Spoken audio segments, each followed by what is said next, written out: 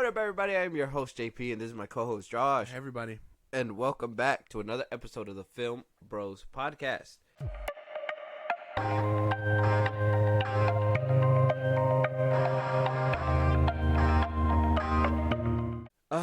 Yep, Josh. It's going to be one of those today. Go ahead and let them know what we're reviewing today because we're just going to jump right in because I just have a lot. I have a lot to discuss. We have a lot to break down. It's a lot. They know what we're talking about off the title, obviously, and what we're promoting it off of. So let's just jump right in. Go ahead. Netflix's live-action adaptation of The Last Airbender 2024. The Fire Nation is embarked on a dark path. And the world might never recover. The world needs the Avatar. It needs you, Aang. Avatar, the CGI Bender 2024. I mean, the CG Bender. I mean, the CG double. I mean, the Netflix's Last Bender. Whatever.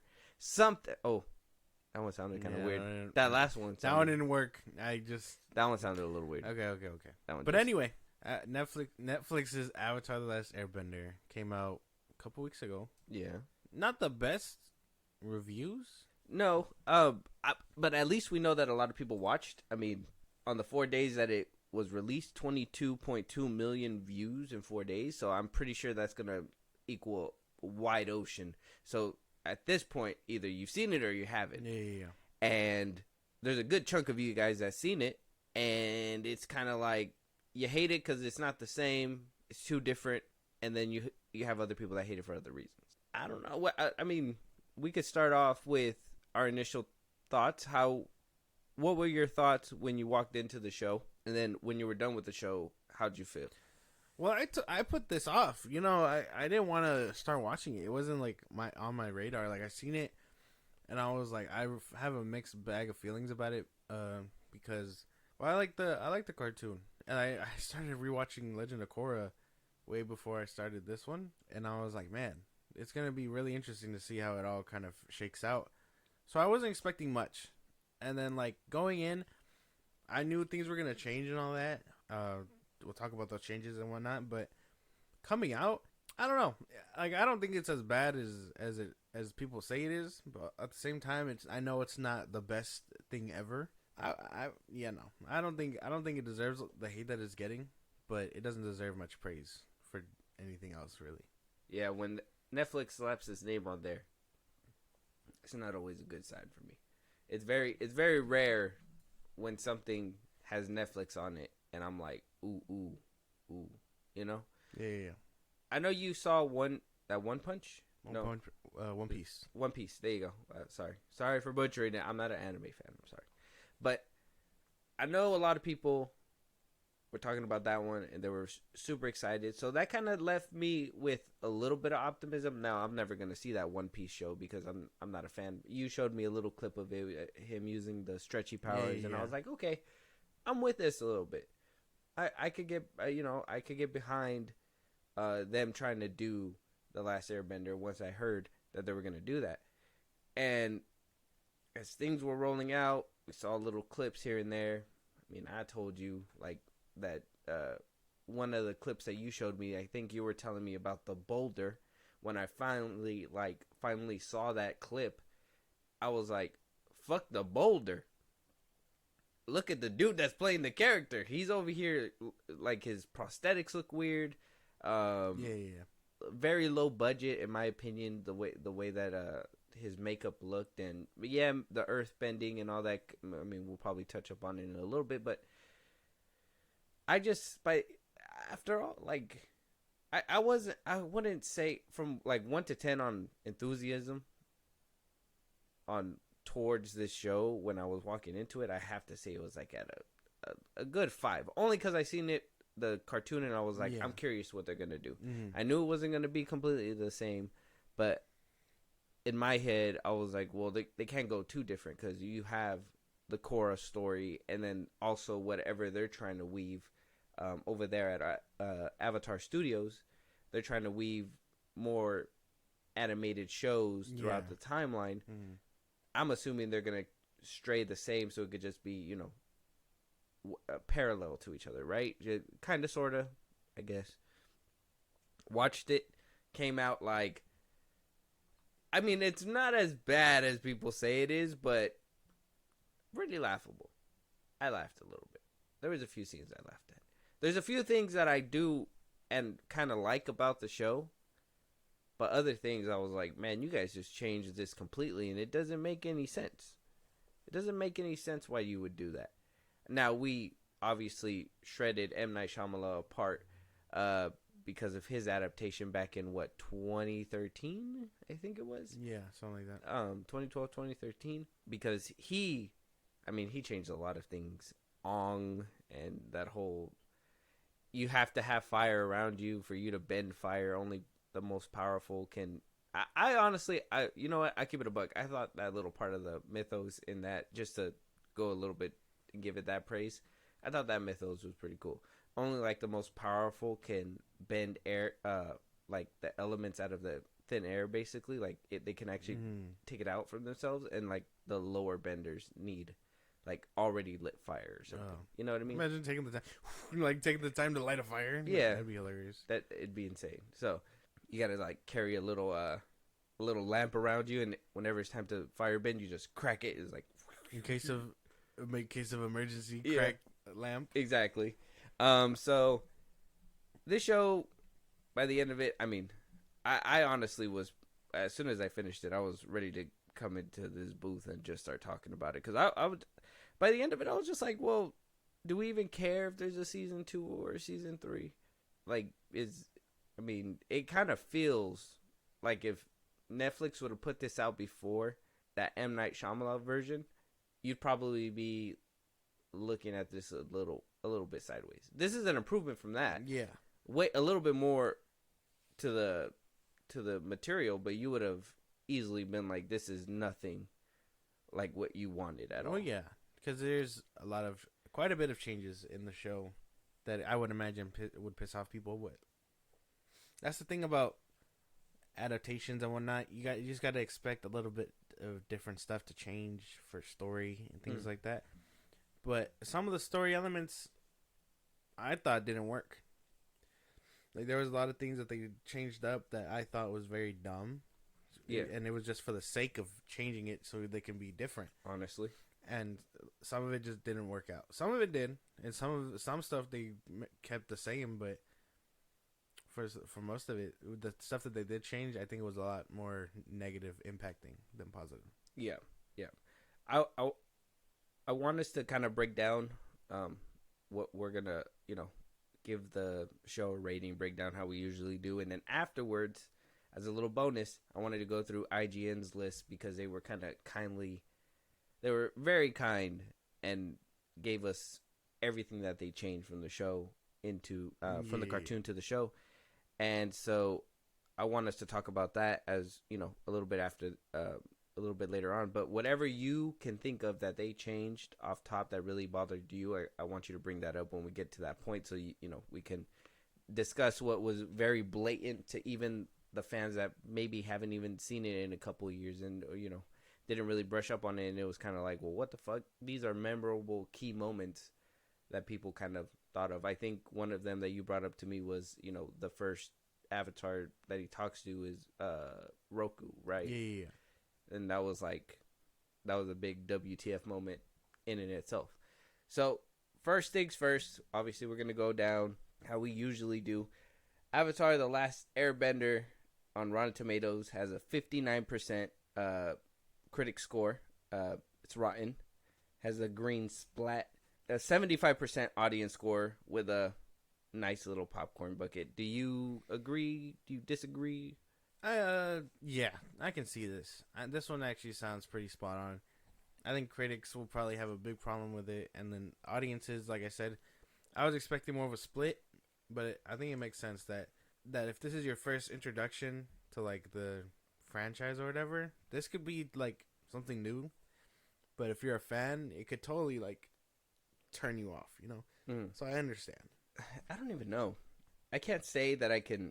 I want to say the numbers are wrong, but not too far off. I think maybe critics could go up to maybe like a 62 2 or something, and then maybe the audience score maybe down a few more, maybe more, because I thought it was split. It seems more That's split. why. That's what I thought. Like to find out that only a quarter of people didn't like it. It's insane. Yeah, I don't think it's just a quarter because, well, unless Twitter really is that echo chamber that you shouldn't be listening to. Obviously. So that's one thing. We got creator Albert Kim, a bunch of various directors for all the episodes. We had Gordon Kamir as Aang, Ki. Oh, these are crazy names. I'm gonna do my best. Probably gonna butcher them. Ki Dio as Katara, Ian Owsley as Sokka, Prince Zuko was Dallas Liu, Paul Sun Hyung Lee as Uncle Iroh. If you guys remember him, I know him from Mandalorian. He's the pilot in the Mandalorian. I know him from Kim's Convenience Store. Mm-hmm. Daniel Day Kim as Fire Lord Ozai, and then so on and so forth. Everybody else kind of falls in. King Boomy is played by Utkarsh Ambadkar. Oh, no wonder he had like a crazy prosthetics, because this is what Umi looks like under the prosthetics. Oh, he's a comedian? Yeah. I think he came out like in Pitch Perfect and stuff like that too. Oh yeah, he looks like the Yeah. So, I mean, pretty decent cast. I think a good chunk of this cast is like haven't been on anything before, right? I don't think Aang's done anything. The lead person for Aang. Yeah.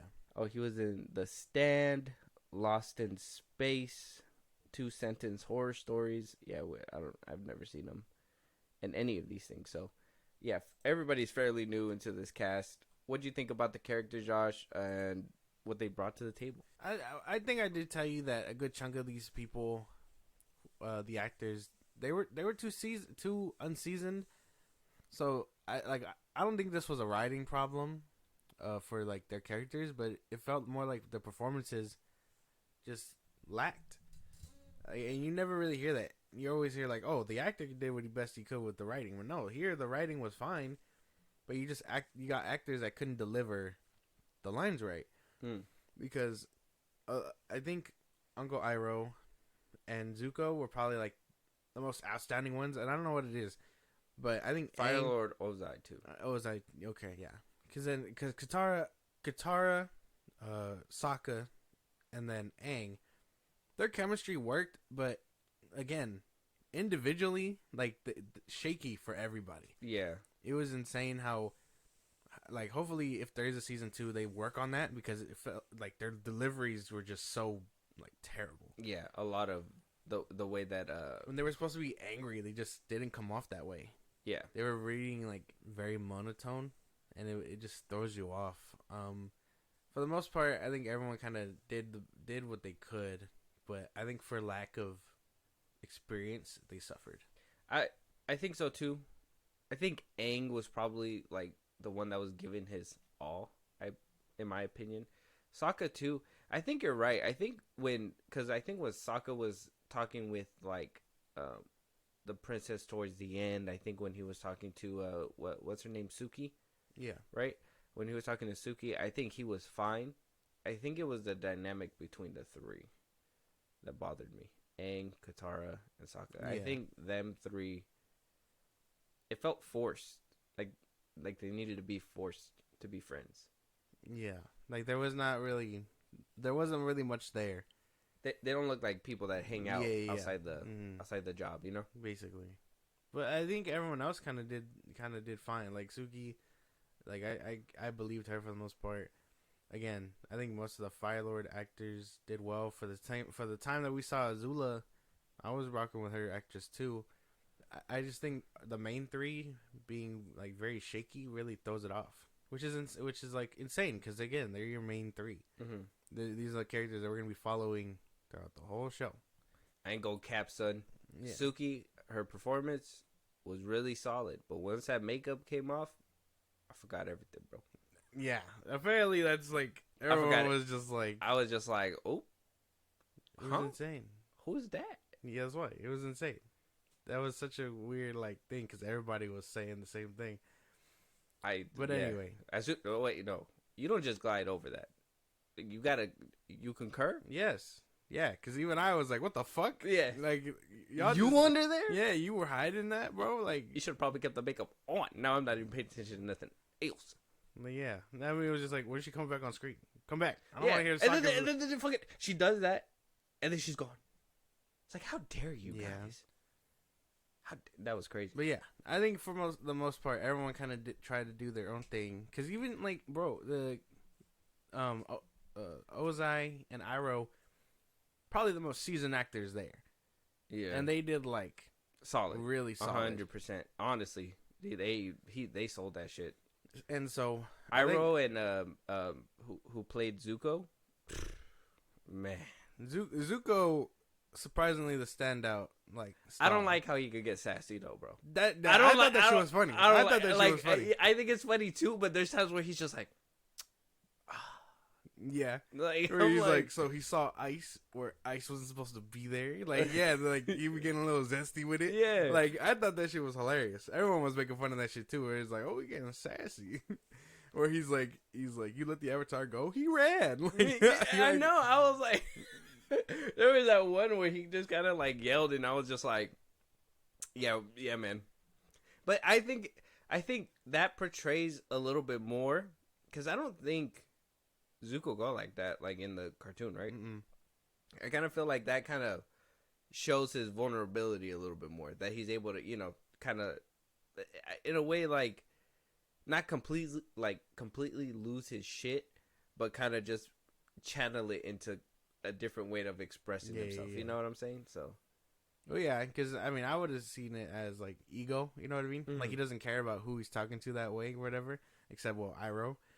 But for the most part, he's immature still. Yeah. You know, I think he has the room to grow much better. And I made the joke because before I seen it, I was like, can he deliver a good scene like how the beach episode does, like in the cartoon? Mm. If he gets more like seasoned, I could see it happening. Mm-hmm. But he just needs to like get there.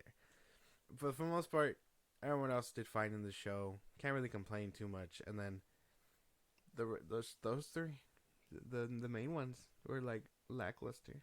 Yeah, I mean, no, I think the scene in the Earth Temple, like with the king, Boomy, I think he did a good job there.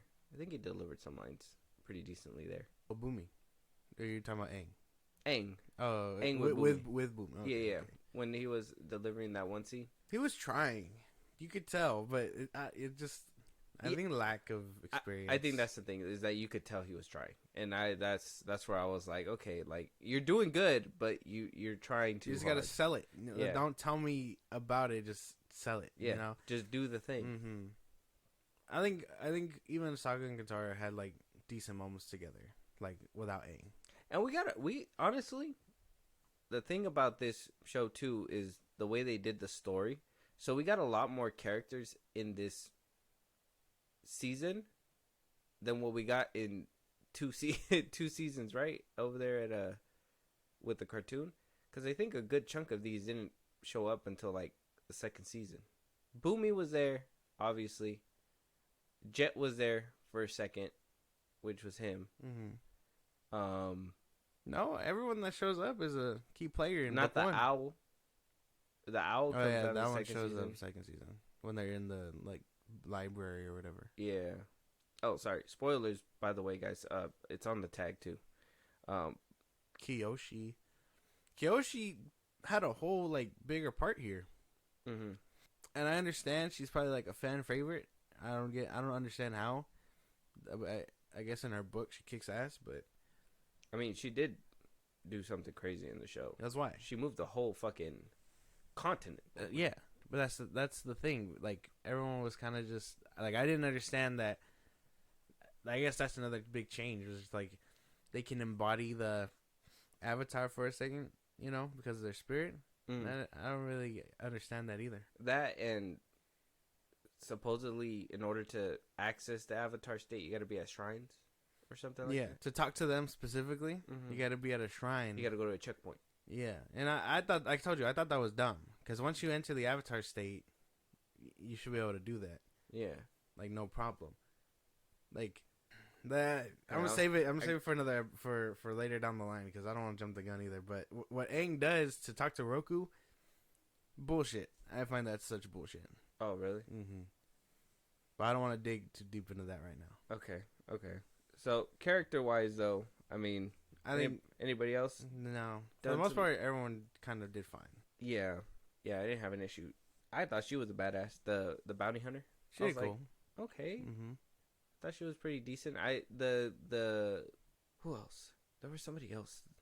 Trying to think. Wasn't there another character? There was just so many characters just rammed into the general this show.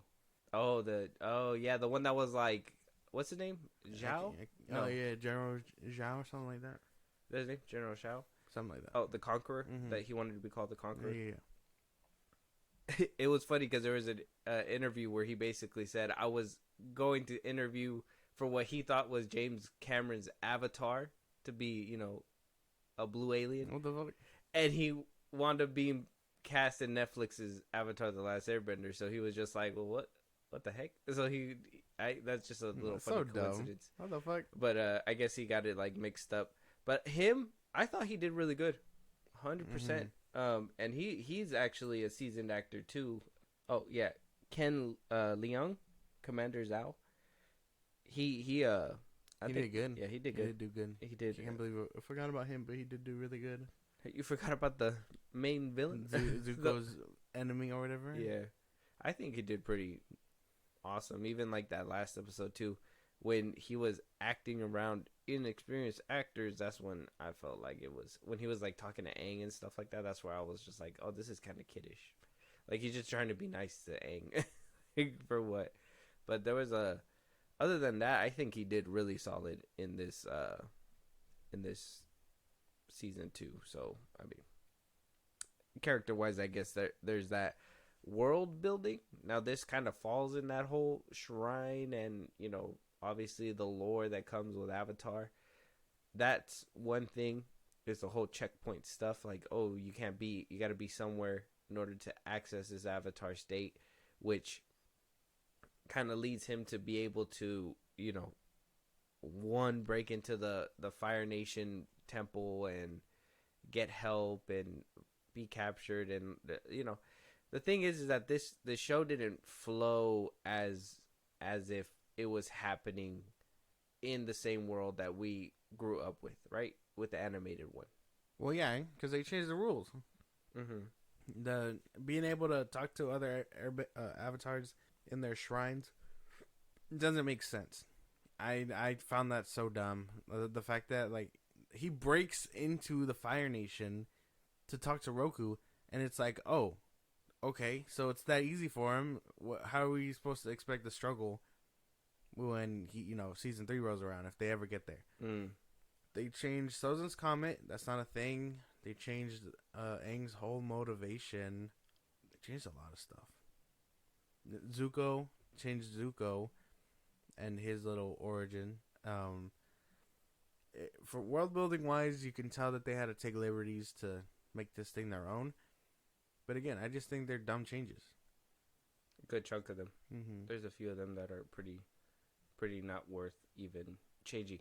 One, I think, I will say, this probably go into like the CGI and maybe the VFX and all that stuff that they put into these shows, but the places that they went to, like, what was that place? The one that got conquered by the end of it, where Boomy's at. Oh, damn! I can't remember what the kingdom's called. Yeah, that kingdom that looked really lively and nice. Oh, Umashu, he's the king of Umashu. So Umashu looked like really like nice. Mm-hmm. So did the Fire Nation. I think a lot of the the outside scenes where it was supposed to show this life and color and blah blah blah blah. I think it got real weird around the times when it was time to like implement the characters in there, and that's when like green screen and everything kind of played a part where it was like weird in my opinion. So Yeah, the air temple looked weird. Most of Bumi's kingdom did look kind of weird. Fire Nation and I think the Water Tribe, the Northern Water Tribe, looked the most decent. Because a lot of those shots were at night. Yeah, that's true. Work with what you got, you know. But like, there was a lot of like CGI problems in this show, not just like the fact that they abused green screen. And then what about like the whole showing that, like, world building wise, obviously, what about them showing the whole, now that we finally got to see the show, the attack at the air temple, showing what actually happened there, showing the Agni Kai between Zuko and his father, showing Kyoshi actually putting in work and, you know, doing those things. Like, yeah, it wasn't something that was in the original show, but in their world that they're building out, that, I mean, was that something that gave it points? Seeing Kyoshi was cool. Again, just weird as fuck, that the shrine thing. But I mean, if we can get cool tidbits like that, I guess it doesn't bother me too much, because that was cool. Seeing the Agni Kai against Zuko and what's his name? Not Iroh. His father, the Fire Lord, Ozai. Ozai, yes. I'm gonna get Iroh and Ozai so confused, and I know they're like brothers, but seeing the Agni Kai against them, it should have been so much different. Because in the show they make it a point that he didn't fight him.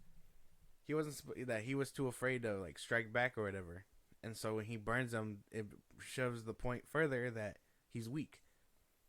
I think the fact that he put up a fight and then lost doesn't really prove that either. No, but they changed it, right? They what they did was he showed compassion, which obviously I think that's another route that they changed up the family dynamic that maybe we could touch on after you're done talking on your point. But I would say that they changed that dynamic. That's why.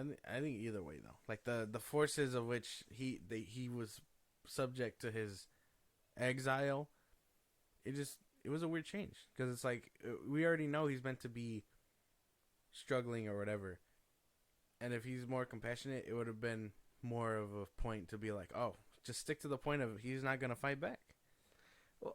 Well, I mean, that's one change that I think that they did well for their world building, was change that, because in the cartoon, if we remember, he just banished him for what? What did he banish him for in the show? I can't remember, but I remember the Agni Kai. He didn't fight him there either. They didn't show the Agni Kai. You know, but he told him. He said that he didn't fight back. That he just the first one to get burned, and that's how the scar happened. Oh yeah, he just shot him in the face, like straight in the face. Yeah. But this one, because they wanted to establish that that Fire Lord does care for his kid. Now, obviously, in the first one, in the animated one, it kind of makes it a point to be like, oh, he didn't care about his kid, but then, you know, he really cared about Azula, which was the one that winds up going crazy. I think this dynamic works a lot better than just, oh, she was spoiled rotten and he was pushed to the brink. No, he felt like he was too compassionate like his mom, and was like, hey, now I'm going to throw you to the wolves so you could figure out how to be tough, like how you're supposed to be. And in a way, that's what's, because he's showing that love and that patience for his son, that's what's going to drive Azula insane. So that, I kind of like that kind of dynamic where now she has to prove her best. He's proving to be what he wants to be, what his father wants him to be, but what his father wants him to be is ruthless, so he can't lose that. And then with obviously indirectly is going to make Azula jealous. Okay, I see what you're saying. So I kind of feel like that balance kind of works for the show, and a little bit better than the original. That's why if you're comparing it, it's obviously an odd change. But for the sake of this show alone, they're trying something different, and I can acknowledge that. I just don't fuck with it. But for the most part, it all kind of shakes out the same. Yeah. Either way, he ends up exiled, searching for the Avatar. Yeah, but one is him trying to get the Avatar to redeem himself and get brought back. In this show, same thing. but his father is telling him he cannot come back unless he does that. Zuko's doing it out of his in the cartoon. He's doing it because he wants to do it to be redeemed. For whatever reason he got kicked out. I forgot the reason why he got kicked out. And in this show, it's because his dad sends him out saying that you need to do the ultimate test in order for you to be hard and go get this avatar. I did like seeing the firebenders versus the airbenders. That was cool. I thought that was like a very cool detail to have to see how they got exterminated, like they said. I thought that shit was a pretty good scene. Like, I can't even lie. Some of the CGI in the bending looked off, but I think when it looked good, it looked really good. I mean, if we're gonna move there, I mean, CGI, like I said, the CGI body doubles. You know the CGI body doubles that they showed when they tried to remake the original cuts, the original opening in the beginning. Yeah. Where, you know, obviously they weren't real people. Why would you use real people? CGI doubles I don't know what it was. The whole series, as soon as you seen the way they moved and stuff, you're like, body double, CGI body double. Never noticed. That's the CGI body double. I didn't notice. No, those shits were so blatant. Zuko's CGI body double was funny, like when he was fighting in the forest. It wasn't. I don't think it was as heavy handed as other scenes in that with that one. But I know when they were when Aang and him were trying to leave, or when he was breaking out Aang after they got captured, or after Aang got captured and he went as the in the mask and the swords. Yeah. He winds up coming out and they're fighting people, and all that was just all CG body doubles. Even Zuko jumping in the air, doing little kicks and doing all this and that, it was a body double. You could tell. They tried. That was. I guess I just didn't notice it. Maybe if I do decide to do a rewatch, I'll check it out, or I'll pay more attention closely. But I didn't notice it. It was there though. It's like it was blatant. It was there. Like, I can't even. I wish I could pull it up, but yeah, no, there was a lot of. It kind of looked. It didn't look as bad as the spiders in Madam Web or whatever when they were like jumping through the trees, but you could tell like there was like bits that weren't moving fluidly throughout that throughout certain sequences. Even like the sequence, the big one that really stood out to me was that finale one when they couldn't do their bending anymore, and he's like, I can't do my bending, and there's this whole one shot scene where like they're shooting fireballs and he's on the thing, and then he runs to the edge, and then it explodes and he kind of falls down. Like, that's all you could tell. That's all CGI. The person was a CGI. They didn't even want to show his face because they didn't want to obviously have to spend the extra money to detail his face and him being scared and shit. So that shit was just all bad. Damn. Okay. Well, I guess I'll look it up on YouTube or something. I think the Appa and Momo were pretty cool. I think Appa looked kind of weird. Yeah. He looked the oddest. He looked better in the movie. Momo was cool. They looked like they had the same fur. They did, huh? Yeah. One's supposed to be like a lemur, and the other one's supposed to be like an ox. Kinda. Yeah. But they had like the same fur textures and everything. Like, they were like, oh well, we spent a lot of money on this big alpaca looking thing, whatever the fuck it's supposed to be, and we're just gonna copy and paste, baby. Copy and paste. You know, big Appa, mini Appa. Basically. Probably save some money. Don't have to worry about another texture. But for the most part, I think some of the CGI you could tell was placed in certain things. Like, the spoiler for the ending, but you could tell a lot of the budget went right into that big ass monster at the end. Well, so some of the show suffered from some things like that. And the water bending, I'd say, too. Because I think the water bending at the end was pretty solid when Katara was going up against that dude or whatever. Oh, that's another thing, world building wise. What the fuck, man? I get it. Women and whatnot.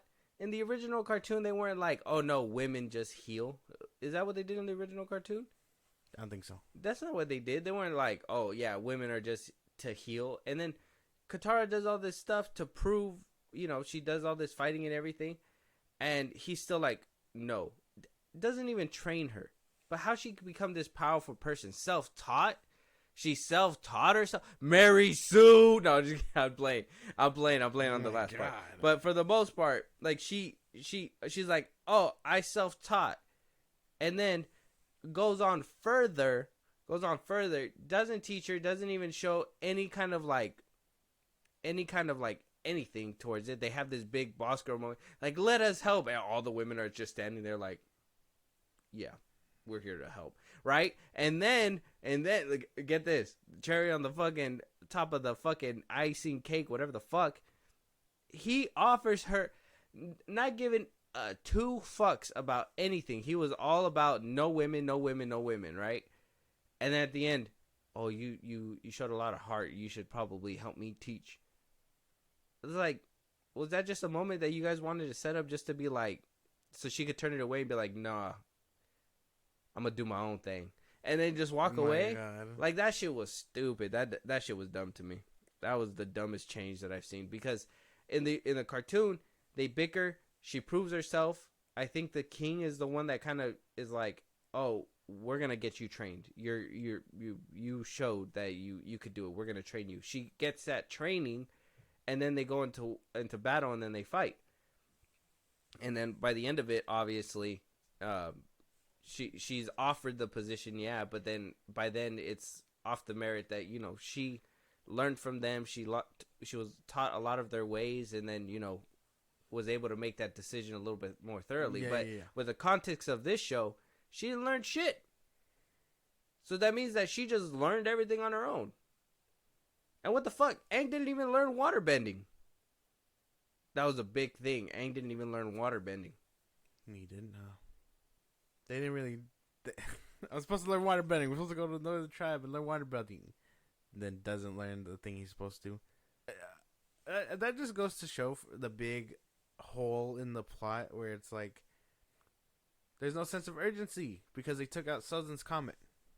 Susan's Comet, whatever the name is.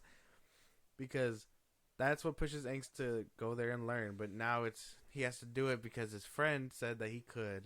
And then he gets there and he doesn't learn. Because the Kyoshi showed him a vision of the place collapsing. So now it's like, he's not going there to learn. He's going there to prevent disaster. And then, I mean, that doesn't even pan out. So there's no sense of urgency for him to learn anything. This whole show, I didn't have a sense of urgency at all. Nothing. Everything just felt like, oh yeah, next episode, we're moving to the next episode. Yeah. There wasn't... the fans are going to love this because this was in the cartoon. This is basically the way they were going. Yeah, that's basically what happened. Oh yeah, they're just going to want to come in and rewatch it for this. But we wanted that, oh, something's going to happen. By the end of it, spoilers, obviously, but like they tease that Sozin's Comet's going to be coming next season. Yeah. Which, okay, now that gets me excited for next season. But this season could just be a throwaway season because, one, Aang hardly learned anything. Like, what did he really learn? That he didn't even learn the thing that he was supposed to learn. Yeah. So what is he gonna do? Learn? If I swear to God, if we go into Avatar season 2, if it gets greenlit, whatever, and he just learns off screen how to do waterbending, I'm sure Katara is probably gonna teach him. But why is nobody teaching her? Because she could do that. Self-taught. That's what they said. That she's self-taught. How? What do you mean how? You could learn how to... She was just practicing. My thing is how were you struggling to even throw a couple things of water like an episode or two ago, and then when you go and confront him because you're upset that he didn't fucking want to train you, and now all of a sudden you're throwing fucking ice discs and doing all this and that, fucking going up in the air, fucking going toe-to-toe with a master bender who's probably been doing it for many, many years. I don't know how old he is, but the motherfucker was bald from the head. Sides were long as fuck. He's at least 60-something. That boy was bending since a baby to 65 years old, and you're telling me this little 18 to 20-year-old girl is going to come in who's never bended anything large like at all, whoop your little ass, and you're gonna come begging, and she's just gonna be like, nah, I'm gonna do my own thing. Like, huh? That whole storyline just didn't make any sense. That Aang apparently helped motivate her or something like that to want to learn better or faster or something like that. But that doesn't really make much sense either, because she she was basically on the fast track of learning. Because I mean, it can't even defend that. Because you're right. Like, there's not much development, and then she learns from the Earth Kingdom something to help her water bending or whatever. And I mean, that makes sense in the sense of like, oh, we've seen it before in the cartoon. Like, it's nothing crazy. But we didn't see any of her development for that either. So No, it was like all off screen. yeah, Sokka too. I mean, the whole getting that like brother sister's treatment, and then her in the 4th episode being like, just stop it already, and he was just like, well, okay, I think I'm gonna stop it now. When that basically lasted for what, 3 seasons in the original cartoon, or 2 seasons, I think it gradually like kind of stopped with him, and he kind of respected her as a warrior that she, turns out to be by the end of the series. But in this one, it was just kind of like, oh yeah, we're brotherly banter, and then at one point, which, let's be honest, she did get tricked by Jet, and she was like, well, you just can't understand. It's like, well, he told you, he's the one who found out that you were in the wrong, and then you're over here being like, oh, well, you were wrong too. It's like, well, I mean, but not as big as you were. You were about to blow up a fucking place. You were about to let a place get exploded, and you didn't even know. And you helped them. But for the most part, I really feel like it was just it was things happening for the sake of just happening, right? There was no urgency. There was nothing really there to tell us, oh, we gotta make this quick. The only sense of urgency that they gave us was when the face stealer or whatever shows up, and then Aang leaves for like a good half episode, and then an episode in he doesn't come back to the next episode. Yeah, so he's gone for like a whole episode. He goes and breaks into the Fire Kingdom, talks to Roku, comes back, and then we're supposed to be like, oh yeah, I guess that didn't take as long as they said, but he was running out of time. I was watching the show, that whole arc. I was watching it, and I was like, where are they anyways? And then when he went back, I was like, oh yeah, they've been just sleeping there. And then he was just like, I'll be back. But like, it had to have taken days. That's why that glider is not gonna. Aang flying throws me off so much because that's not supposed to be a thing.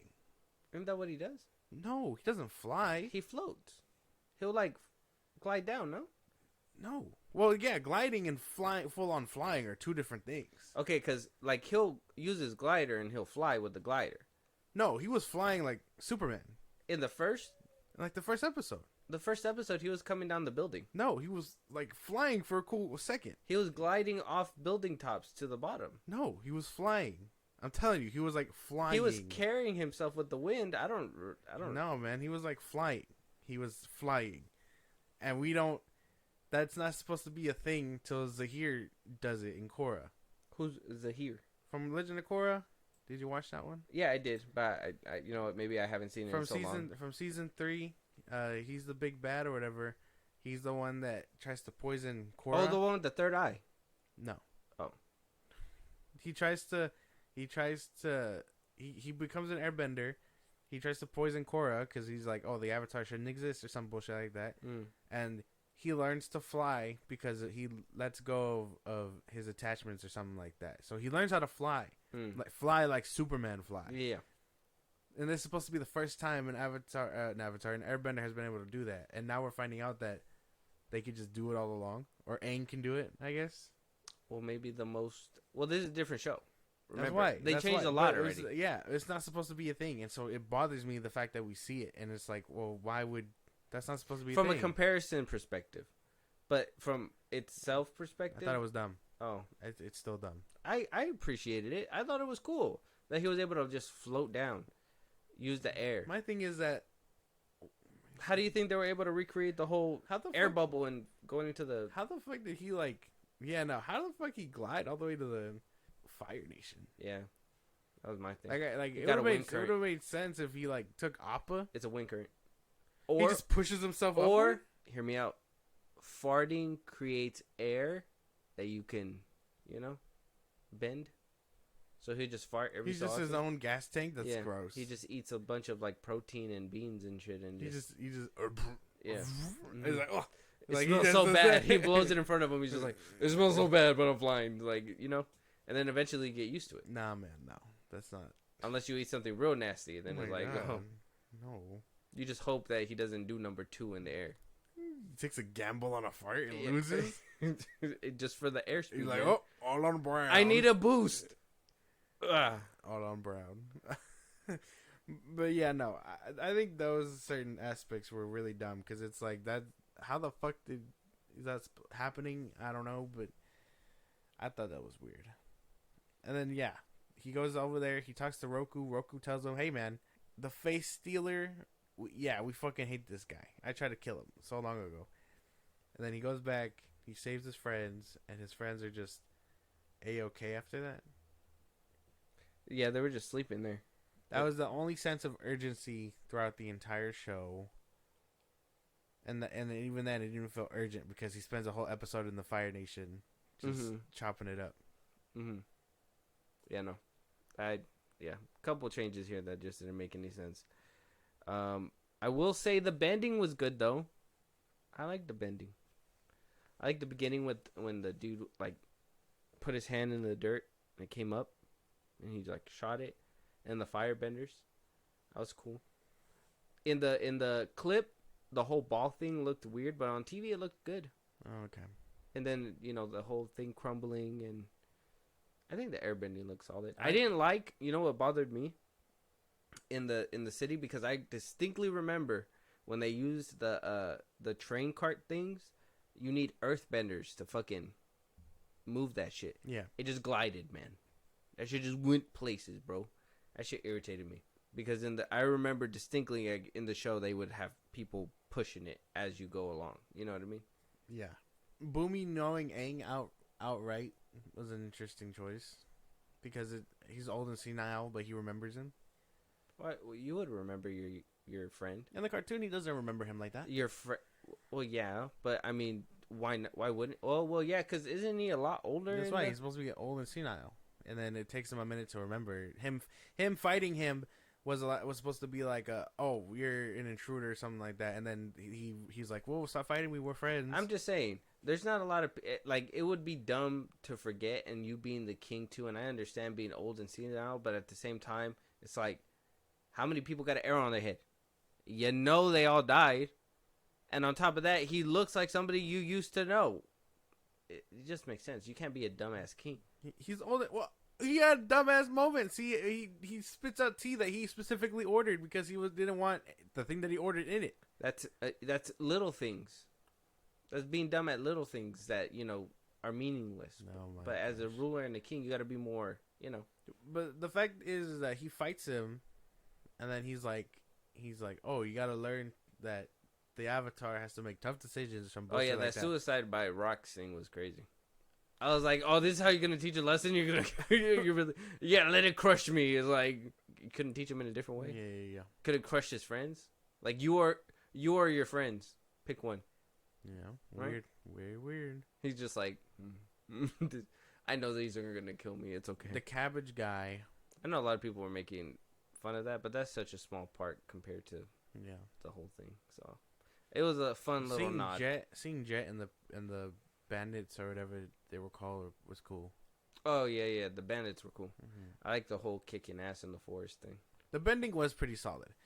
The forms looked great and everything. It's just, if it was more polished, it would be fire. It just pun intended. It just needed but if it was just more polished, the whole bending and stuff would look raw. That and less cuts. That was one of my big things too. Less camera cuts. I seen somebody doing slander on the lightning. I'm here to say that shit was cool. I thought it was cool. Oh, her friends hate him. Oh, my and Tylee. Yeah. Tylee. Yeah, no, they picked terrible candidates. They could have went the moon. The sky was the limit, and they went. They stayed on planet Earth. They were like, hey, we're just gonna keep things grounded. Yeah, it's like, nah, missed opportunities. I'm gonna show you a picture of what they look like, and you tell me that those two bitches were the Oh my God. were these girls. Okay, what's their names? Mai? Maya. No, Mai, like MAI, Uh-huh. and Tylee, TYLEE. Maya and Tylee. May and Tylee. I just know it's spelled MAI. Oh yeah. Yeah, Okay. You see them? You see them? I do. Okay. I'm showing him the cartoon version first. You'll see it in the video. Yeah. Mm-hmm. Okay. Yep. I see him. All right. Oh fuck, they're all blurry in these ones. Oh, they have a side-by-side comparison. That's messed up. Really do her like that? Yeah, I guess that is kind of a fumble, huh? Let me see if I can see the Ty Lee one. Oh, the one on the left is Ty Lee. Mm-hmm. That's a mad fumble, bro. This was let me tell you how bad of a fumble this is. These girls, man, growing up, bro, I imagined them real. Okay? I don't care. I'm putting this on the microphone. I don't give a fuck. I know what they look like, and they do not look like that. He has a vivid imagination. But yeah, I see your point. That was kind of a fumble. Even Azula, like, didn't give me Azula vibes. Yeah, nope. The actress was cool, and I thought she delivered. Yeah, that's why she did cool. So I'm not digging too much, but she's not what I imagined her to look like either. Mm-hmm. Like I don't know if I can take her seriously when it's time to take her seriously. You know what I mean? Yeah. But for the most part, she did fine. I hope we see more of them, if I'm being for real, though, in second season. Again, if this gets a second season, they haven't said anything about a second season, not that I know of. Yeah, they still got to see if people are feeling it or not. This is still like I think this is still like that feeling out moment, like, really like it? Because a lot of people were shredding this shit. Yeah. It's either they get a second season or we wait till 2026 to get that animated movie. Fight scenes. What do we think about fight scenes? I think they were pretty fine. It's pretty solid. I think the hand to hand was crazy. A lot of it looks solid. Mm-hmm. They just needed polishing. Like if Netflix just fleshed out a little bit more, it would have been great.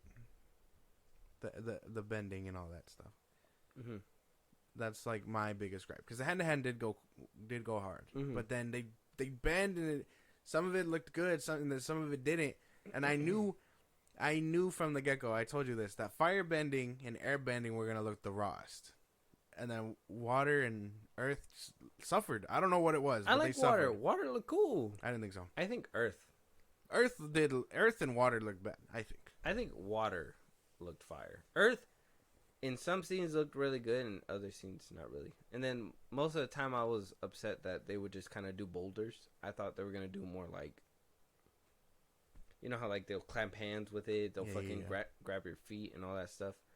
I was just like, oh, it was fun. One little inconsistency I found in the show, which I thought was hilarious, was that when they kill the moon, right, nobody's supposed to have powers. And then so when Homegirl's about to bring the moon spirit back, she just fucking is able to use her powers. Yeah, man, she's part moon. Oh, she's just able to do that? Moon. She got it like that. She's moon, I am the moon. She's part I moon. bring the moon. Exactly. Me is the moon. Exactly. Shine bright. she's part moon spirit. So no. She can manipulate it. No, she's that illegal. By the show's standards and what they said, illegal. No. Because technically, yeah, the moon is her or whatever, but she's inhabiting the spiritual or the real world, reality. Yeah, but she's still a part moon, man. No, man. Inconsistent. The fight scenes were cool, but like I said, I like the fight scenes when it wasn't Aang throwing people, because then it was CG doubles all the time and stuff like that. But when it got to the point where like they were in front of each other, I think it was like fire and air. I think those two like fight scenes obviously went hard, because you could see like him throwing fire as the hand to hand goes, and then he'll throw fire, wind here or whatever. I think the fight between Katara and Zuko at the end with the water and stuff, that was good. That was good. Can't lie, that was good.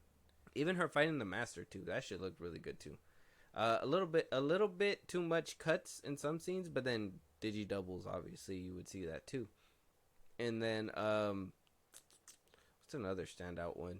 I wish we would have got more like earth bending, a little bit more earth bending, but I'm pretty sure that's a lot harder to do. So It's gonna be tough because they're gonna have to figure it out when if season 2 rolls around. They got Toph, yeah. Mm-hmm. Like metal bending has to be on point too. So Netflix didn't think about that one. We're gonna get some shit CGI. I'm telling you, Netflix they ain't cut out for this stuff, man. They ain't cut out. They just can't. This is nice. Like the little pockets of niceness was nice, but that little pocket, if you put that on a grander scale, it's not gonna make it. yeah, It's not gonna make it. That's the problem with this show, with like what Netflix does.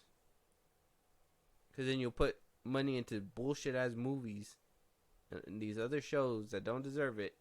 They just whole catalog library. yeah. I think this show, if they really wanted it to succeed, they should have backed it up with that money. Not only with the money, but with the creators as well. Please them, meet them down the middle. Like, now we know why they left. Yeah. We like We're well aware now. Yeah, this is nothing like the show. Now, what exactly threw them over, I do not know, and I wish they would come out, or somebody would come out and say, hey, this is the reason why that we just had to say no more, because there's a couple times where I'm just sitting there and I'm just like, I would have walked out too. I probably would have walked out too. There's the scene, it was so funny because there was that scene where I forgot who it was. I want to say it was the lightning scene, and I think maybe that's why people were like anticlimactic or whatever, because she throws the lightning. The camera pans to her, and it still takes a second. It sits with her for a second, and then it goes to the next scene. And I was like, just a little too long. It's kind of goofy that they were just staring at each other for that long. She just wanted to be menacing about it. You know, it comes off like, sir, we got more things to do. Are you done staring at your daughter like this? Yep. We got a whole war going on. Yeah, we're trying to conquer, and you're eye off the prize, my boy. Eye off the prize. But yeah, I think for the most part, a lot of it was looking funky. They just got to back it up. Season 2 needs to be polished. Like A1 pristine? A1 pristine, yes. Okay. With that being said, though, Josh, final thoughts? And let's get your rating so we can get down to those comparisons, because we did give a little bit. I want to run down what IGN kind of has, and then we'll close it out after that. But go ahead. The show wasn't that bad. I think I have my gripes with it, but if they announce a season 2, I'd definitely be there, simply because I do like the Earth Kingdom. I like Earth bending. I like Toph as a character. I'm very much interested in Zuko's whole arc again. I don't know what it is. Like I rewatched the cartoon just for that too. If Netflix can just get their shit together, I can really think that this show will go far. But as far as season 1 stands, I think it's fine. It just, like I said, it has its problems. It should have been better, but it isn't the bread and butter the Avatar fans are looking for. I give it like a 6 out of 10. Okay, 6 out of 10. Very nice of you. Very nice of you. This one, like I said, I walked out of it having no hope at all. I walked into it with no hopes. I walked out of it like, you can't really hurt somebody that didn't care, you know? Yeah. So I walked in like, well, Netflix, bro. Netflix. When Netflix has their name on it, I already know it's going to be either it's going to be the best thing I've seen in my life, or it's not going to come close. Because there's a couple things that I really like, and I know a lot of people didn't like it, but what's that movie that people were divisive on with Will Smith? After Earth? No, on Netflix. Oh, on Netflix. Yeah. The one but I like After Earth too. But whatever. What's the one? Bright. Oh, the one with the monsters, the magic and stuff. Yeah. Like that Netflix movie, I could say I liked, and then there was other ones that like I didn't like the one with Al Pacino and all that stuff, or Robert De Niro. Yeah. I know it got like nominated. Irishman? Oh, The Irishman. Yeah, that shit was just too long. It was good. Yeah, it was okay. I wish it. If I get around to watching it again, different, but the first time watching it just didn't really hit for me. So there's a few hits and misses when it comes to Netflix, and this one for me is a complete miss. Like, if season 2 doesn't get greenlit, does not hurt me, not one bit whatsoever. Because I mean, if it gets greenlit, I'm gonna check it out to see if it improves. Hopefully, they saw the response and they were like, hey, people are interested, but we need to put a little bit more money behind it, do a little this, that, retooling, just to kind of make the second season be a little bit smoother. Yeah.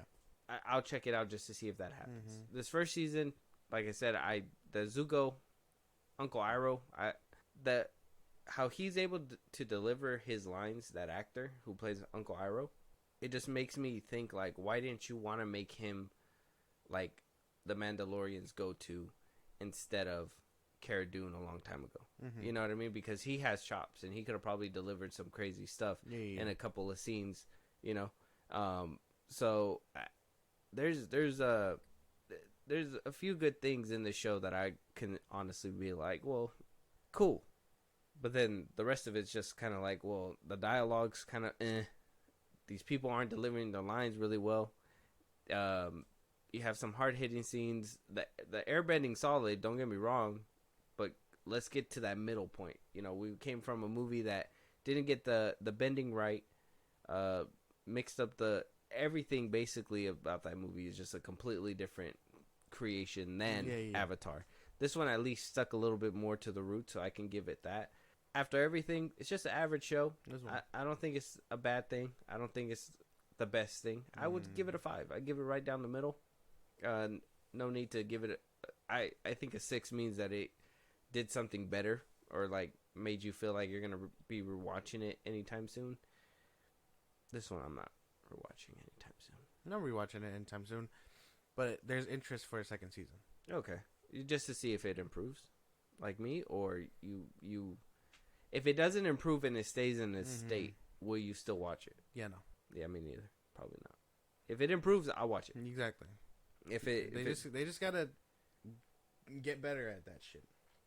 Netflix gotta put the money where it belongs. Exactly. Because how does Stranger Things look so great, but this one looked... Exactly. What happened? It did. I did like his arrow. I liked his arrow. The little wind in there and stuff like that. Oh, yeah. His markings. Yeah. Inside of the arrow. But, yeah. Let us know your guys' thoughts out there. What have you guys seen Avatar? Did you enjoy it? Did you hate it? Did you love it? Do you think Netflix has the juice? Are you looking forward to a season 2? Are you guys interested in this iteration? Let us know at the socials that we'll give you towards the end of the show. But really quick, Josh, I wanted to go down the differences that they wound up changing. Off the bat, I kind of recognized what you were saying. The first thing was that Roku was the first avatar that talks to Aang, and Kyoshi was the one in this show. We kind of touched on it during our review, but was this a big change for you? Did you hate it? Did you love it? Were you okay with it for the show? I was okay with it. She's a fan favorite, and I understand why.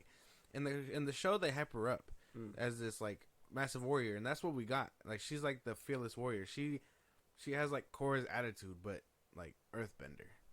So, or Earth Tribe, whatever you want to call it. Yeah. But she was cool. It was cool seeing her. Again, I just don't fuck with the shrine thing, and the fact that like they can take over Aang's body. I think those two changes are just like odd. Okay. But other than that, seeing her was cool, I guess. I agree. I like the scenes when, like I said, when she used the actual 4 elements. Yeah. I was like, that's the only time we're going to see it in the show, though? Because I think that was the only time we've seen all 4 elements being used in the show. Well, yeah, because Aang has to learn all of them. And he spent the whole season not learning water. At all, whatsoever. I guess one of the first ones that IGN is pointing out, like I said, this is their list, was the first episode with the Earthbender chase.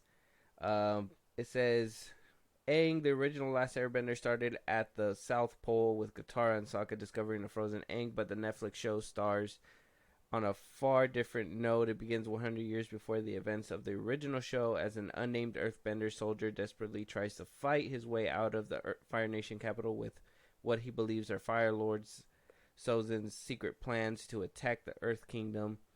Though he was successful in extracting the plans, he's horrified to learn that Sozin wanted his strategy to leak to create a diversion while he launches a surprise attack on the air nomads. So, a reasonable change.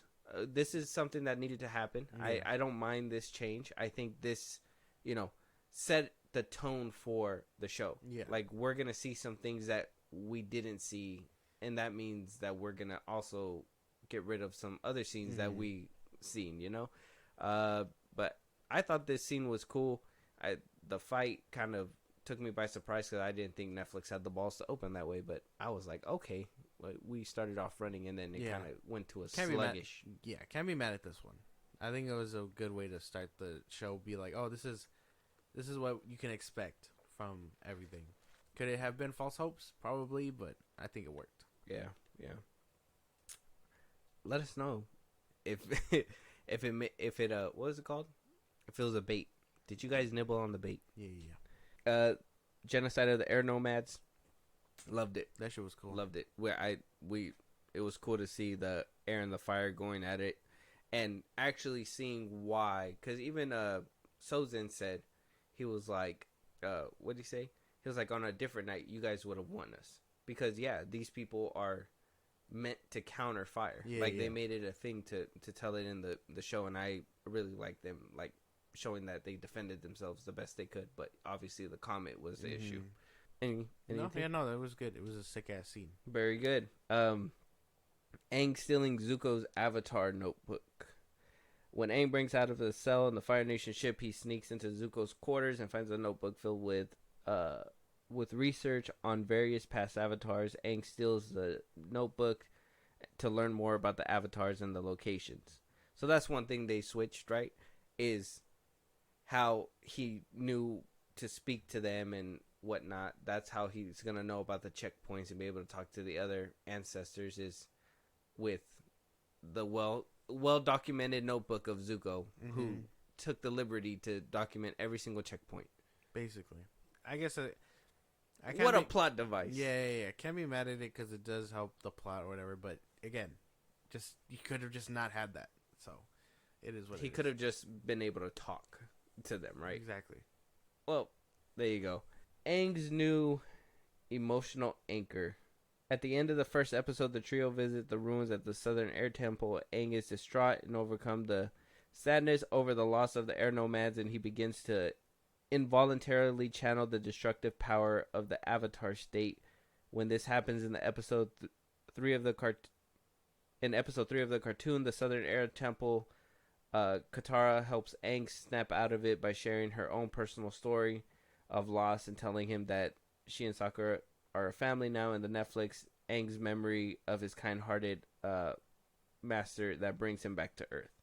So that was another thing. Katara is what snapped him out when he was freaking out at the air temple when he found out that they were all dead. She was the one who kind of brought him back, and in the show, it was with his master, his friend from the temple. I don't think it really was a significant change. Yeah, no. I think it actually helped build for that last scene because I thought that was pretty sad when he leaves and it's like, I'll see you later, and he's all sad and shit. He just couldn't see him again. Yeah. I don't know. I think having the friend be his motivation throughout the whole show to be better or whatever is fine, I guess. But Katara is kind of his love interest also, so it's where's that? You know what I mean? That's true. They didn't really harp on that the whole show, though. Yeah, either. no. I don't know. That one could be iffy depending on how you slice it, but I think for the show, it paid off at the end. At least they had to kind of give it that little payoff, you know? Yeah. Katara's waterbending scroll. So this is what we kind of talked about too. She found her waterbending powers in the episode where she goes to the Empire, Omashu, and she winds up finding the waterbending scroll, where we presume is the way she learns how to waterbend. Yeah. Self-taught. Mm-hmm. Yeah, I would have preferred if she would have learned from Masters, because then that would have made a little bit more sense to me on how she was able to learn, or at least give us an episode of her trying, or maybe the beginning of an episode of her trying and being like, oh well, I'm trying to learn this stuff, and oh look what I learned today, kind of like what they did in the show. Yeah. They would kind of show each other. They'll be like, oh Katara, look at this, look what I learned to do, and they would kind of do it, and they were just like, oh, she's gonna learn, or at least like along the way have Aang learn beside her, and then just be significantly better at it because he's the Avatar. Yeah, because they would work together too. She would actually teach him. Well, not like that. Well, yeah, she could teach him basics because she can only do like droplets at a time or whatever. But like, have it be like a friendly little thing to bond over, because again, they're supposed to be in a relationship at some point or whatever, or hinting at it. Like, say she's trying to teach him, and then he's just significantly better because he's the Avatar. Kind of like how they were saying he was really good at airbending, and then he got the master tattoos at a young age. Mm-hmm. Well, that's because he's the Avatar. Yeah. So like it would have been something for them to like look into and bond over, and then she can outclass him or whatever by learning from real waterbenders or something. Yeah. But they just threw it all away. Yeah, it didn't and happen. gave her a Aang scroll. didn't learn waterbending, and she didn't. She had a scroll. Yeah. I thought. Why didn't she show it to Aang? Why couldn't they learn together? You know what I mean? That's what I'm saying. Like, why are you holding out? Why do you want to be the best one on the team? Yeah, that bombastic side eye. Keep moving forward though. Sokka the Warrior. In the animated series, Sokka starts off as a blatantly sexist, literally saying there's no way a bunch of girls took us down when the team is captured by Kyoshi warriors. It's only after spending time with Suki and training with the Kyoshi warriors himself that he starts to learn proper respect for women. In the Netflix show, Sokka's arc focuses instead on his desire to be a warrior his father expected him to be, and all the pressure to come with it. His insecurities about whether he can be a great warrior are laid bare when Suki repeatedly outdoes him in everything from target practice to hand-to-hand combat, which leads to be a different kind of arc about living up to expectations and finding your own path. We talked about that. I think it's a weird change. I think that's an interesting arc that they could have explored again, but they called it outdated or whatever, so they changed it. Yeah. But I think... Here's my thing, is that same thing what you're saying, just to kind of add on to that, maybe we can kind of make a joke out about this too, is that they literally gave us that with the bald dude at the end. Like, if they would have done that where it's like, oh, women, whatever, blah, blah, blah, blah, blah, by the end of it, he could have stood by the person's side, and then it would have made for a bigger impact when it was like, oh, well, I'm not just a woman, and I'm not your little sister. I'm growing up. I'm learning this, whatever, blah, blah, blah. And that would have made, like, an arc throughout the show of that, like, friction between them to be better siblings to each other. You know what I mean? And then we would have had something different while also... I mean, he wasn't really a great warrior in the cartoon either until later on in the seasons. Yeah. So him getting bested by her is not really a surprise for us. The thing is that you guys are changing it to be like, oh, my father don't think I'm good enough. Yeah. And then same thing with Zuko. My father don't think I'm good enough. It's an odd motivation to have. And to have it twice is just a weird coincidence in the show. Yep, they're gonna end up getting along a lot better in the third season or something. I don't know. Weird. Suki's mother. We never got Suki's mother in the cartoon. No, we didn't. And she was the one who was saying, "Oh, we can't let them here to use the checkpoint because if we do, they're gonna bring drama." And Suki was like, "No, Mom, let me take my makeup off." "No, Mom, don't do that." And then she was like, okay, 48 hours with no drama, please. Oh and then Suki was like, okay. And then goes on to Ugo and Ago for, Sokka the whole time. Yeah. He's just trying to learn, and she's over here trying to get her rocks off. Staring at him like a piece of meat. Disgusting. Yeah. New rule for the Avatar state, which we obviously talked about. Can't talk to anybody. And then apparently that other... avatars can take over the body of Aang. Yeah. That's cool, but kind of weird. Yeah. Because then it's not Aang fighting. Exactly. It's one of the old avatars. Mm-hmm. And you're telling me they can see him? It's not just Aang they can see the other avatar. Mm-hmm.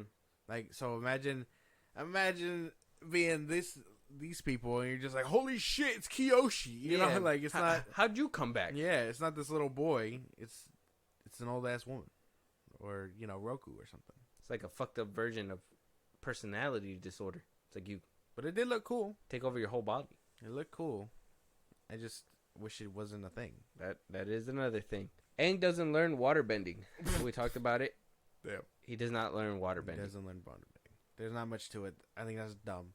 Aang's signature move. Oh, I guess they're pointing out this too.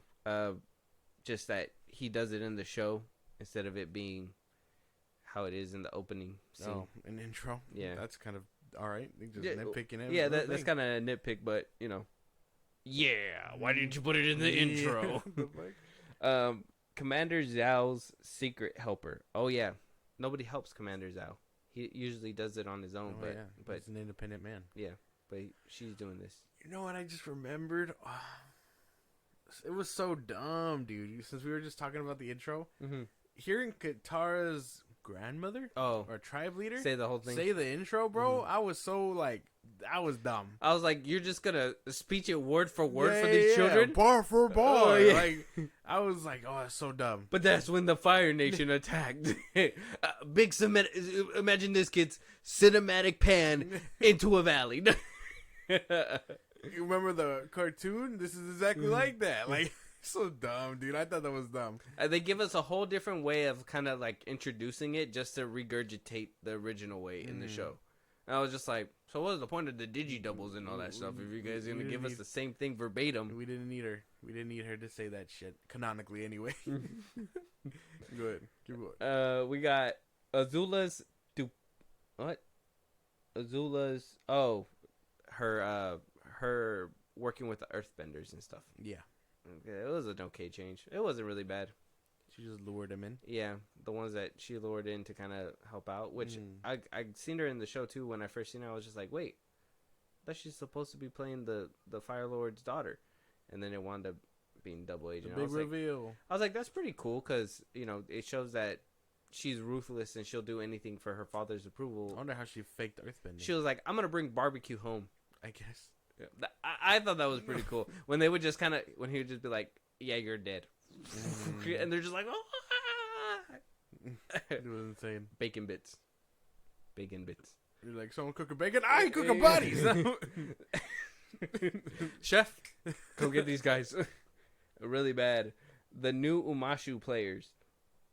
Netflix 2-part Umashu arc is made up of a few different episodes from the original series. The main story is still about Aang reconnecting with his old friend Bumi, but interwoven with it are the stories about Jet and the Freedom Fighters and Teo and his father, the Mechanist. Though these 3 stories happen at different times in the original, all these are together. Yeah, rushing. That's just a product of rushing. Yeah. They just wanted to try to adapt everything all in one, and I thought it meshed well the way they kind of wove it through, but it just seemed like, oh, we got to get through this to get to the next thing, and I was just like, okay. I was really surprised they took 2 episodes for it. Yeah, and then they took 2 episodes for the water one too, so I was like, okay. Oh, and for the damn spirit realm, it's. I don't know, man. Yeah, I couldn't tell you, man. We're just gonna keep going, and I don't know. Zuko versus Aang and Umashu. Oh yeah, that didn't happen in the original, but it was cool. Thought it was like, oh my god, a firebender. Nobody cared about the airbender. It was just like, firebender, and everybody was like, let's get him. He's trying to do tyranny on us. Yeah. I liked how Iroh kind of made that distraction to with the fire and everything. That was pretty cool. Yeah. I can't wait for when they unleash him to his full potential. Man, watching this show, like it gets me excited to think what they might do for like when Ozai and Aang go at it, but at the same time I'm like, what about the in between? There's no substance. Iroh's new Earthbender confrontation. Oh yeah, when he basically was like, "How's your bitch?" and then the Earthbender was like, "Oh, my bitch is fine." He was about to crush him. Yeah, I mean, threaten General Iroh and you'll get toasted, bro. That's it. Yeah, I thought that kind of showed a little bit more to Iroh's side too. That whole like, there's been enough bloodshed on both sides. You know what I mean? Yeah. And he was just like the Earthbender was the one that was losing his control. But I think it kind of shows that Iroh isn't looking to fight anymore. He's looking to protect Zuko, and that's it. You know what I'm saying? Yeah. The cave of the two siblings. Huh? Oh, the secret tunnel. Oh, when they're going through the caves and then they get stuck and then they find these people. Mm-hmm. That was kind of weird. Secret tunnel. Yeah. Secret tunnel. Yeah. Yeah. There was a whole song dedicated to that, and they just didn't sing it. That would have been like, I would have loved it a lot more if they sang the song. Oh, so you're mad that the song wasn't there? Mm-hmm. I just thought it was random to even have added that. If they were gonna cut the song, cut the secret people altogether. Cut the thing entirely. Yeah. Flashbacks of Zuko and Iroh. Oh, I thought that was nice. I like that when it showed that he kind of during Iroh's son's casket viewing and all that stuff because of his untimely death to the Fire Nation. You know what I mean? Yeah. Well, not to the Fire Nation, but working for the Fire Nation, and I thought that was nice. It kind of shows like, oh yeah, he sees him as his son too, and he doesn't want lose Zuko like he lost his. So I like that added substance. That's what I'm saying. I feel like that's why Zuko's arc is a lot more fleshed out, because you're getting to know him and his trauma, and then we have 3 fucking kids that are fucking off over here, leaving each other in the damn woods for days, not giving a shit, using ass fart to fly. Moving on. Team Avatar versus King Boomy. Yep, I thought that was weird too. That should have just been a him versus him, because Aang should have been able to best Boomy to prove that he is the Avatar, and no, it's like, oh, me and my friends did this. Yeah, it's me and my friends. My friends are over there. They're gonna come help right now. Boomy, look out, my friends. He gets jumped. Yeah, by his friends. Yeah. I didn't really. I hope Vin Diesel comes out and be like, family. You're one step away from family. Then he can just bend cars. Yeah. He's just gonna drive off. Yeah, off a cliff. Yeah, and still live. Yeah, it's gonna be cool. But yeah, I didn't really mind this one. I thought it was fine. Ozai's Game of Thrones continues. Moving on to changes 5 and 6. Spirited Away and Mass throughout the season. We watch Ozai play Azula and Zuko against each other. In episode 5, we see Azula trying to claim credit for discovery of the Avatar, but Ozai reminds her that it was Zuko who found him. He berates his daughter for her self-flattery and coy whispers and sends her off with tears in her eyes. This is what I mean. He's basically playing both kids. He loves Zuko. He just wants him to be like this tough. He wants him to be tough for the Fire Nation, basically, like how he said he wants to weed out weakness or whatever. But in doing so, it's kind of driving his daughter insane, because she's like, well, I'm doing my best to be noticed, and you're over here just noticing him. And I like that. So I didn't mind that either. Did you mind it? Well, when you put it like that, no. I thought it was fine. The fact that they're fleshing out their bond too makes it more interesting for when we see them fight or whatever in the Agni Kai, but that's about it. Okay. Blue Spirited Away. Now this is a long typing one. I don't. The difference is that he finds out that was him, right? He's not supposed to know that was Zuko. Yeah, no. That was the big mix-up. I didn't mind it, because then that's when he was able to steal the book, right? No, he stole it. He stole the book. Oh, way before the first time. Yeah, like the first episode. I didn't mind it. Oh yeah, the Agni Kai. I liked it. I like the visuals too. The Fire Nation using fire. I'm all for it. It did look good. Azula devised Daddy. Yep, that whole scene was pretty cool too. But like I said, lingered onto her face just a little bit too long. But the lightning looked pretty solid. I was like, man, you're really stressing yourself out to get this lightning. But at the same time, I understand. I guess it takes a lot to turn fire into lightning. Women of the Northern Water Tribe assemble. Yeah, that shit was stupid. Kind of on par with that whole Endgame scene where all the girls just came up and was like, hey, we're going to do some damage. You gonna do damage? Yeah. I'm here to fight with your boss. I didn't really care for this scene. I thought it was alright. Showed them that they can empowerment. Let us do something. Ladies, stand there. Yeah. Like, we're gonna wait real systematically or thematically for him to turn around and see a good chunk of us. What if he doesn't turn around? What, we gonna stand here anyway? Wait, you're telling me this is all the women in the tribe? I swear there's more men. No wonder we're healers. What are we doing? Yeah. You know what? I'm actually content staying behind. Walks away. No. Yeah, because honestly, I think these men need our help. Insane. No? But yeah, no, I don't really care for this scene. So Okay. Don't you go, Momo. Oh, bringing Momo back to life when he saved the soldier. that was random as fuck. Yeah. I was like, didn't Sokka and Momo fight this whole time? Yeah. Why does he care about that animal? And I mean, even then, he doesn't die. So why would he die? It was a weird little change. Like, just a slow motion. It's just inconvenient. I was like, wait, this thing has the force to be able to push somebody out of the fucking way? Yeah, I guess so. Okay. Just fly head first into him. Zuko versus Katara. That fight scene was raw. Yeah. I can't even be mad at it. That shit was pretty... I think it was clean. I like the scene when he busts out the ice and he basically... the fire breath that Iroh was saying. Zhao's final fate. That one was obviously changed because in the original, didn't he... How did he die? How did he die in the original? I can't remember. Oh, the monster grabs him. Remember in the show? The monster picks him up, grabs him, and drowns him.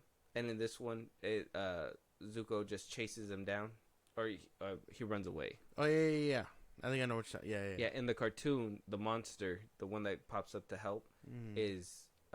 he winds up grabbing him from the little forest place that they're at. Which, in the cartoon, it was just like a room, wasn't it? I think so, yeah. Yeah, and this one, it was like a hole. Mm-hmm. It's just... You could just fly over. All that bridge. You could just fly over. So who's protecting the other side? Anybody could just wander. Thinking too hard about it. Yeah. Okay. But anyways, but yeah. So that they changed that. Aang's new anchor. In the cartoon, the ocean spirit simply releases control of Aang when the moon spirit is restored. But in the Netflix version, it's Katara's emotional plea. So, I mean, was that the nugget to be like, "Oh, Aang, I love you. I need you, Aang." No, I don't think so. No, because it wasn't even it didn't work. It didn't work till the moon was put back, and then he was like, "All right, bro, we ain't got no more business. Let's go back." Other than that, it wasn't gonna work without the moon. So yeah, I don't think they still took anchor. time to have her say that whole thing. Yeah, but it's still a terrible anchor because it wasn't gonna work. Oh, okay. Azula's first conquest. Oh, when she got Umashu. No, Ba Sing Se. No, Umashu. They ain't got a Ba Sing Se yet. Oh yeah, no, wait. This is the first step toward getting Ba Sing Se. Yeah, she wound up conquering There's Umashu. no war in Ba Sing Se. Yeah, I mean, no. I wonder why they gave her that role. I know she plays a big role in season 2 in trying to conquer Ba Sing Se. Mm-hmm. Is this just supposed to be them like putting their foot in through the door with her? Yeah, to say that she'll be more prominent in season 2 if they make one. Yeah, basically, because like I said, instead of her being on, because I think she was basically on the sideline until season 2 in the cartoons, right? And then she became a more prominent role because she was like, "Oh, Zuko's getting closer." Mm-hmm. I kind of like that.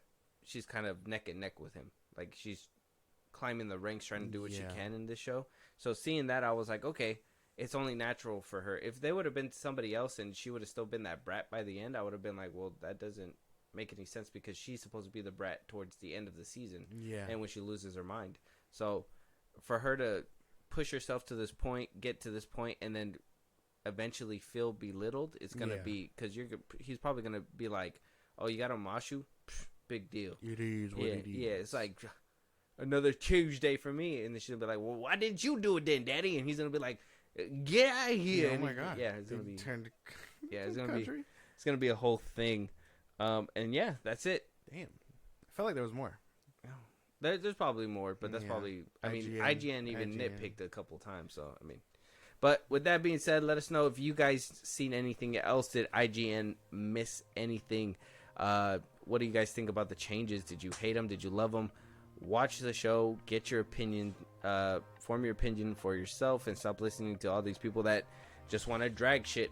With that being said, Josh, let them know where they could talk to us if they got a topic for us that they want us to talk about, a movie they want us to review, if they want to support us in a big way or catch a live one of these days. Go ahead. Twitter, TikTok, Instagram, and Filmbros Podcast. We post new episodes or you hit us up there for any news or movies you want us to cover. Buzzsprout, it's like a Patreon. It's in the socials I just gave you. Yo. I'm I'm hyping you up, ad-libbing. Oh, so the social I just gave you, you Social. subscribe. Subscribe. You're throwing me off, dude. Sorry. You subscribe, you get special perks. You help Perkies. the show grow. We'd appreciate it. Yeah. Listen to us anywhere you get your podcast. Filmbros Podcast, Everywhere. Spotify, YouTube Music, Apple Podcasts, things like that. We are Like also that. putting out. We'll be going live again soon. I promise. Twitch at Filmbros Podcast. You want to keep the notifications on. Again, Twitch at Filmbros Podcast. Be part of the conversation over there. And then YouTube at Filmbros Podcast. We're gonna be putting up more videos for our reviews with visuals and all that kinds of stuff before we can actually get our video up and running. We greatly appreciate it. Go subscribe again. Filmbros Podcast on YouTube. Yeah. And with that being said, we'll talk to you guys on the next one. Talk to you guys later.